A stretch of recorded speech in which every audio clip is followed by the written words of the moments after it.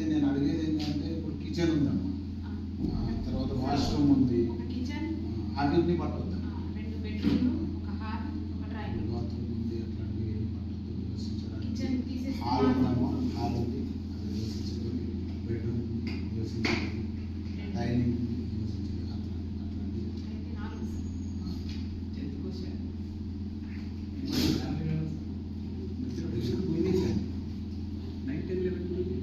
చెప్పింది sir questions అడిగి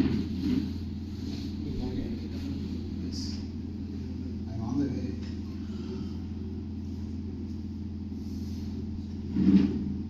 ఇంకో ప్రశ్న అమ్మా, ఇంటిలో పెళ్ళైన జంటలు ఎన్ని?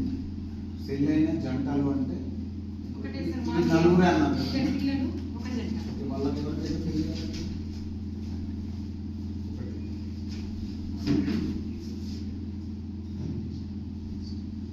మీ ఇంట్లో వాటర్ సౌకర్యం ఉంది కదమ్మా, నీటి సౌకర్యం.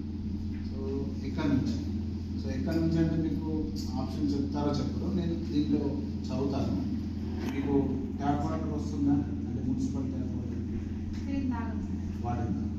మీరు వాడేటటువంటిది అంటే ఇక్కడ ట్యాప్ వాటర్ మీరు వాడుకుంటాను పక్కన పెట్టండి. మీరు ఎక్కువగా ఏ నీళ్ళు వాడుకుంటారు? ఓకేనా?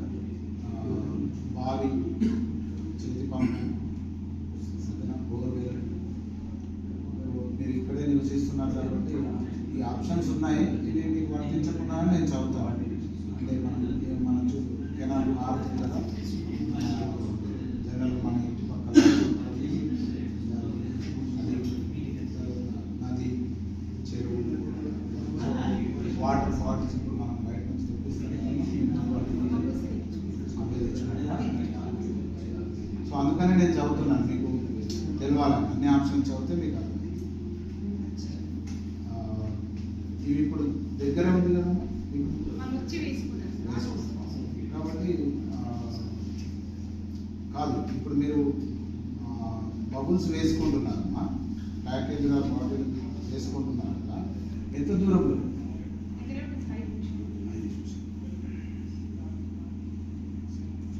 సో మీ ఇంట్లో ఈ కరెంట్ ఉందమ్మా, ఎట్లా వాడతారు ఎలక్ట్రిసిటీ లైటింగ్ కోసం? అంటే ఇప్పుడు ట్యూబ్లు బల్బులు ఇదంతా వెలుగుతున్నాయి కదమ్మా, దాంట్లో కదమ్మా.